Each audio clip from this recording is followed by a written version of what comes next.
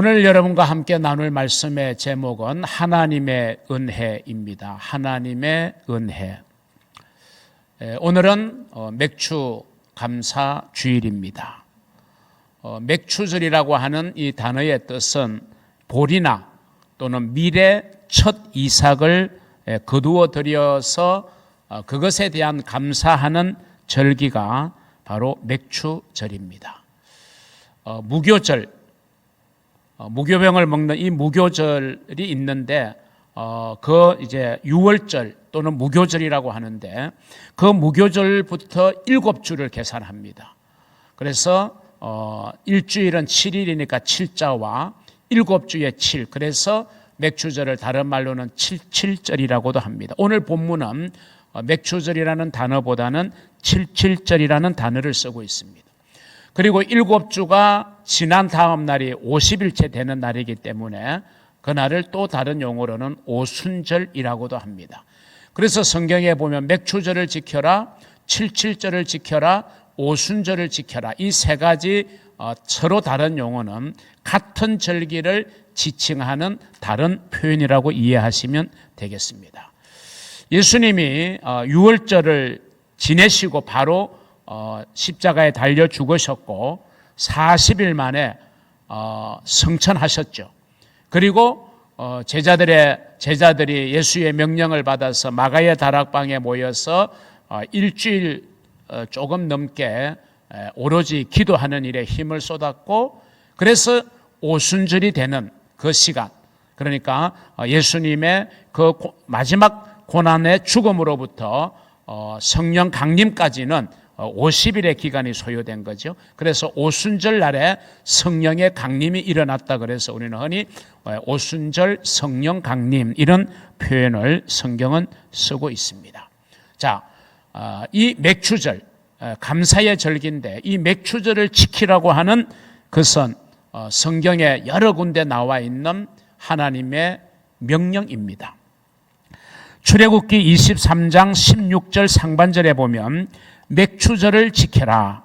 이는 네가 수고하여 밭에 뿌린 것의 첫 열매를 거둠이니라. 이렇게 말씀하고 있습니다. 맥추절을 지키라는 거예요. 감사의 절기로 지키라는 거예요.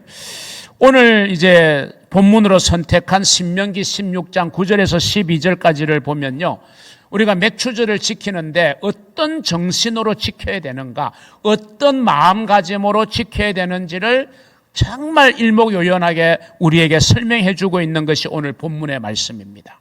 자, 본문의 말씀을 다시 한 번 더 보겠습니다.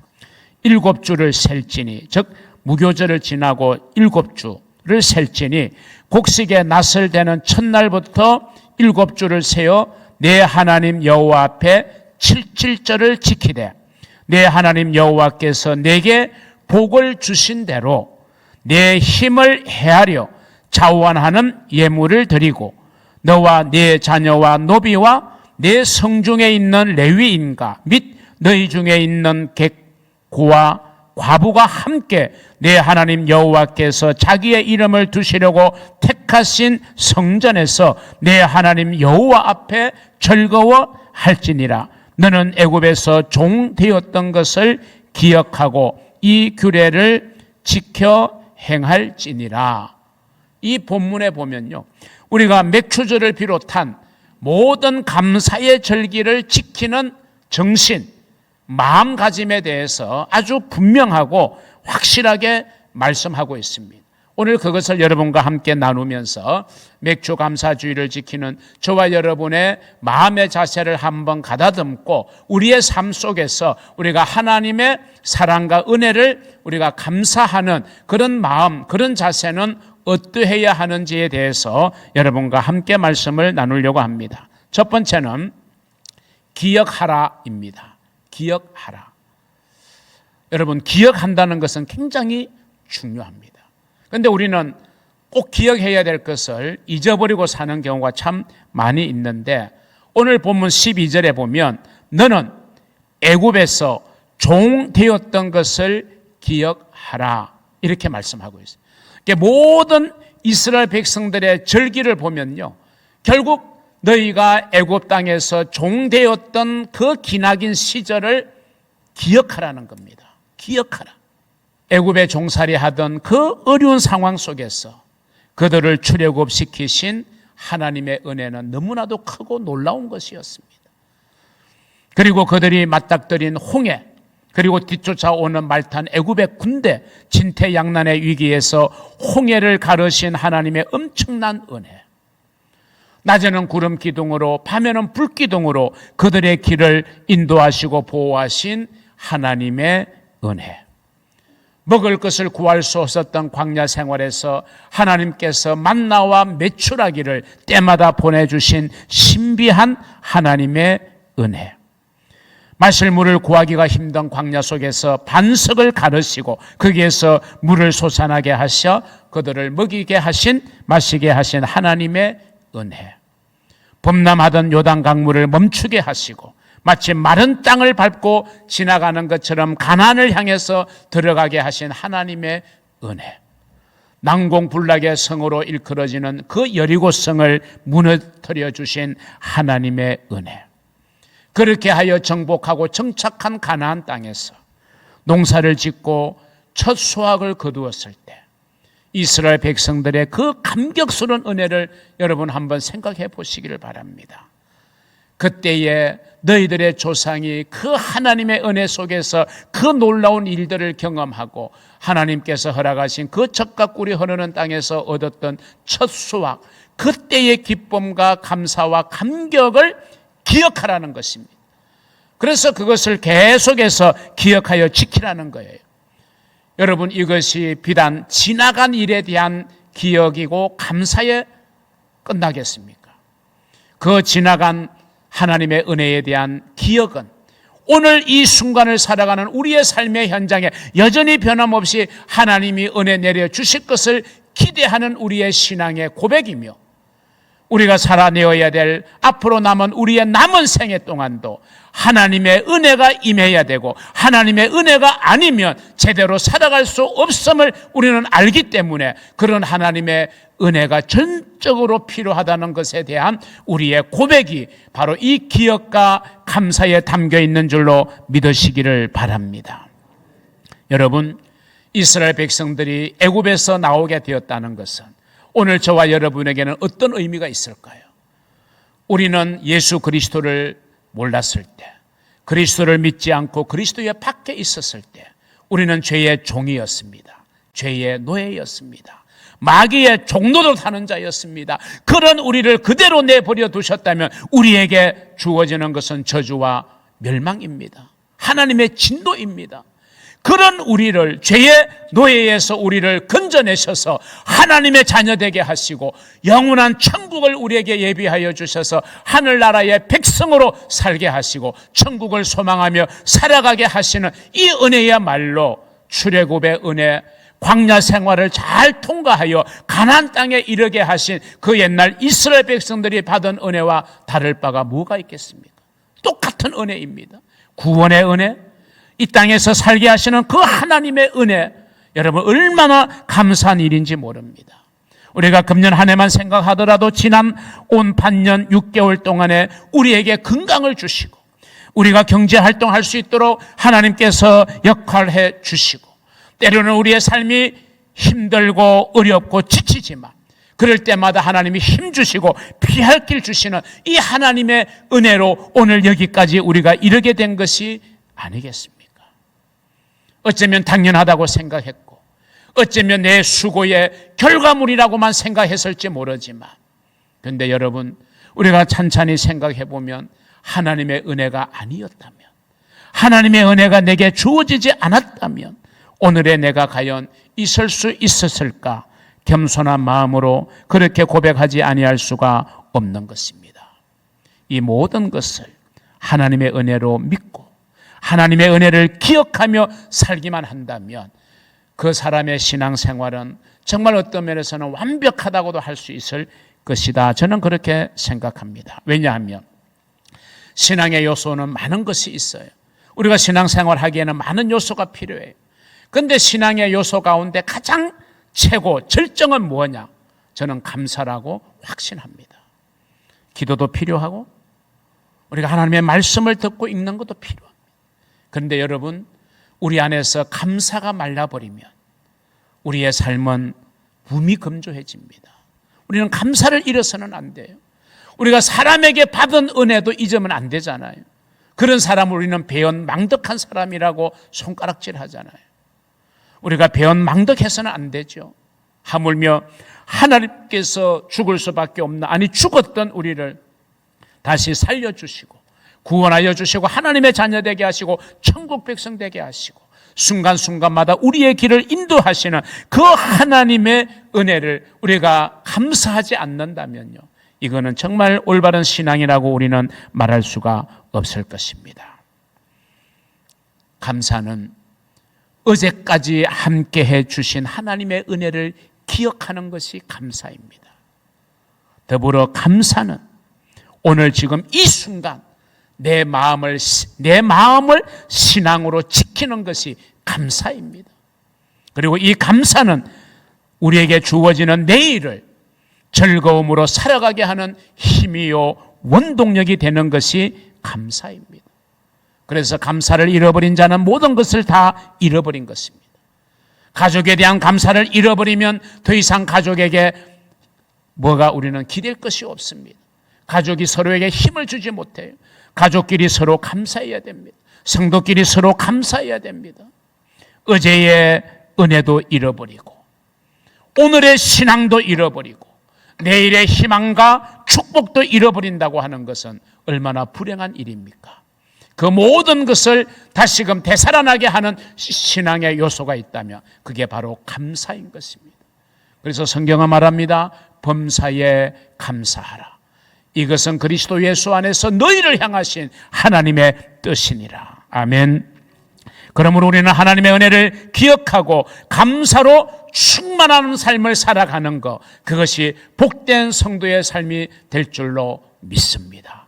감사절의 첫 번째의 의미는, 정신은 기억하라. 하나님의 은혜를 기억하랍니다. 두 번째, 이 감사절의 정신은요, 드려라입니다. 드려라. 오늘 본문 10절을 보실까요?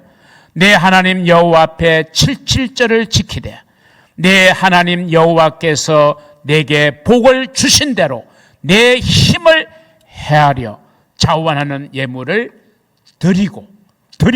드리라는 겁니다. 그래서 감사절의 두 번째 정신은 드리는 것입니다. 이 드림에 있어서 중요한 세 가지의 원칙이 있습니다. 조금 전에 띄운 10절의 말씀을 다시 한 번 더 보겠습니다.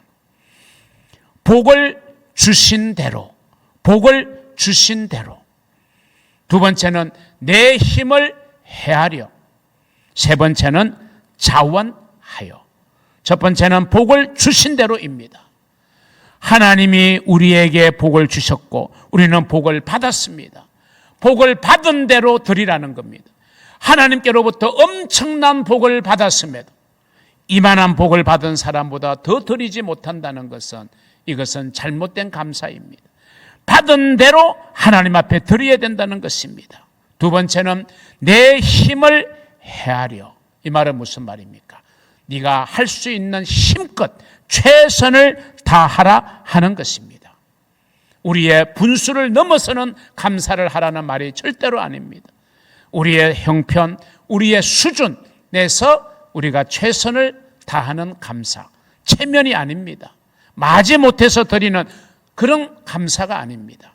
우리가 선물을 받아도요, 어떤 선물은 정말 상대방의 마음이 느껴지고 상대방의 마음이 전해져서 가슴 찡해지고 정말 고마워지는 선물이 있어요. 그런데 어떤 선물은 보면요, 체면 때문에 할 수 없어서 억지로 드리는 선물은요, 얼마나 받기가 부담스러운지 몰라요. 기쁨이 없어요, 받아도. 우리는 하나님 앞에 힘을 헤아려. 하나님이 보실 때에 정말 우리가 하나님께 감사하는 마음이 하나님께 전달되도록 그렇게 감사하라는 것입니다.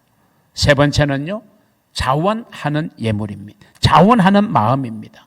억지로나 인색함이 아니라 즐거운 마음이 되어야 됩니다. 저는 하나님 앞에 드리는 것이 즐겁게 느껴지는 사람입니다. 저는 하나님 앞에 더 많이 드릴 수 있음이 저는 저의 행복이라고 생각하고 지금까지 살아왔습니다. 저는 앞으로도 그렇게 살아가기를 다짐하고 그렇게 하나님 앞에 기도합니다. 하나님 앞에 내가 드릴 수 있으면 얼마나 감사하니, 내 재능을 드리고 시간을 드리고 물질을 드리고 하나님 앞에 드릴 수 있음이 얼마나 감사한지 모릅니다. 어차피 한 번 왔다가 가는 인생, 조금 빨리 가고 조금 늦게 가는 차이일 뿐, 뭘 아낄 것이 있으며 뭘 소중하게 떼어놓을 것이 있겠습니까? 하나님 앞에 드릴 수만 있다면 저는 그것이 저의 기쁨이고 즐거움이고 행복이라고 생각하고 사는 목사입니다. 저는 매주 하나님 앞에 드리는 헌금에 제 원칙이 있고 절기 헌금에 제 원칙이 있습니다. 그 원칙에서 아무리 제가 힘들고 어려웠어도 벗어나 본 적이 없습니다. 이번 맥주 감사절을 제가 또 맞이하게 되면서 이번에는 어느 해의 맥주 감사주일보다도 제 자신을 생각할 때는 더 많이 내가 하나님 앞에 드려야 되는 감사절기이겠구나, 이런 마음의 감동이 있어서 예년에 하는 것보다 더 많이 제가 하나님 앞에 드리기를 마음에 다짐을 하고 그렇게 준비하고 하나님 앞에 드리려고 노력하고 있습니다. 이걸 뭘 말씀드리는 겁니까? 여러분의 마음이 하나님 앞에 연락되어야 됩니다. 여러분의 마음이 하나님이 기쁘게 받으셔야 그것이 진정한 감사가 된다는 거예요. 오늘 현대를 살아가는 수많은 성도들이요, 하나님께 받으려고 하는 것에만 초점을 맞추고 있는데 그건 잘못된 신앙이에요. 하나님께 드리는 것에 초점을 맞추면요, 하나님이 허락하시는 것은요, 이거는 우리가 구하지 않아도 하나님은 우리에게 주시는 거예요.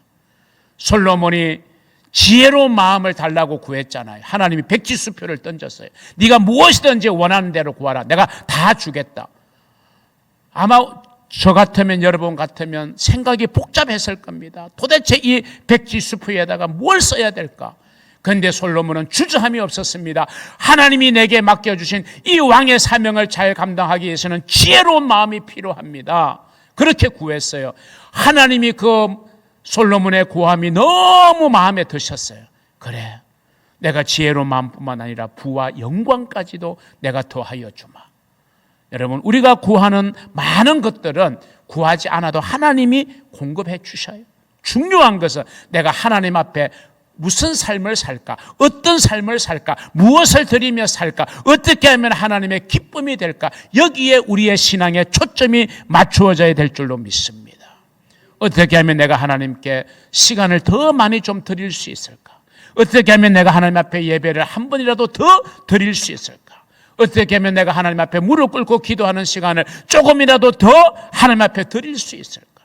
어떻게 하면 내가 건강을 허락받는 동안 내가 하나님 앞에 더 좀 봉사하고 섬길 수 있을까? 어떻게 하면 내가 하나님이 주신 물질을 더 하나님 앞에 드려서 하나님의 나라의 확장을 위한 사업에 쓸 수 있을까? 이런 마음가짐이 우리 성도들에게 있어야 할 줄로 믿습니다. 드리고자 하는 마음, 그 마음이 간절하고 그 마음이 사모하는 마음이 되어질 때 하나님께서는 우리에게 드릴 수 있는 여건, 드릴 수 있는 축복, 드릴 수 있는 내용들을 우리에게 부어주실 줄을 믿으시기를 주의 이름으로 축원합니다. 감사절의 두 번째의 정신은 드려라입니다. 마지막 세 번째 감사절의 정신이 있습니다. 나누어라입니다. 오늘 본문 11절을 보겠습니다. 너와 내 자녀와 노비와 내 성중에 있는 레위인과 및 너희 중에 있는 객과 고아와 가부가 함께 내 하나님 여호와께서 자기의 이름을 두시려고 택하신 곳에서 내 하나님 여호와 앞에서 즐거워할지니라. 여러분, 공동체 의식을 강조한 겁니다. 상생을 이야기하는 거예요. 자, 거기에 나오는 표현 중에 우리의 시선을 끄는 단어들이 있습니다. 노비, 객, 고아, 과부. 이거는 그 당시의 사회로 보면요, 정말 힘없고 약한, 연약함의 상징적인 계층의 사람들이 바로 노비와 객과 고아와 과부입니다. 그 사람들도 더불어 함께 기쁨으로 하나님께 감사하게 하라는 거예요. 즐거움을 누리게 하라는 것입니다. 12절에 보면 너는 애굽에서 종되었던 것을 기억하라. 그 이전의 어려운 때를 생각하면서 하나님의 은혜로 지금 풍성한 복을 누리며 살게 되는데, 그렇다고 해서 과거의 일을 까마득하게 잊으면 안 된다는 이야기죠. 힘들고 가난했던 시절을 잊지 말라는 겁니다. 누군가의 말 한마디, 작은 정성 하나도 얼마나 힘이 되고 감동이 되었던 그때 그 시절을 너희는 잊지 말라는 거예요. 그 말은 무슨 말입니까? 너도 너와 같은 형편에 처해 있는 힘든 사람에게 말 한마디라도, 따뜻한 식사 한 끼라도 마음을 전해주고 사랑을 나누어 주라. 그래서 함께 더불어 가게 하라. 내 이웃을 내 몸과 같이 사랑하라고 하신 그 주님의 말씀처럼 우리는 사랑의 빚진 자로 살아가야 된다 하는 것입니다. 흔히 속담 중에 개구리 올챙이 시절을 모른다는 표현이 있습니다. 개구리 올챙이 적을 잊어서는 안 되죠. 우리가 힘들고 어려울 때 하나님으로부터 또 주변의 사람들로부터 받았던 그 사랑 잊어버리지 말고, 지금 우리가 이만하게 살게 되니 우리가 정말 우리의 손길을 필요로 하는 소외된 곳에, 어려운 곳에, 오지에서 복음 전하기 위해서 헌신하는 선교 사역에 우리가 가진 적은 것이라도 우리는 사랑의 빚진 자의 심정으로 함께 나누는 이런 정신을 오늘 주님은 우리에게 요청하고 있고, 그것이 감사절의 정신인 것입니다. 여러분이 잘 아시는 일본의 유명한 크리스찬 작가가 있습니다. 미우라 아야코라는 사람입니다. 이 미우라 아야코가 본격적인 작품을 쓰는 작가가 되기 전에 아주 어렵게 살 때 그는 조그마한 잡화상을 하게 되었는데, 그 장사가 너무 잘 되는 것입니다.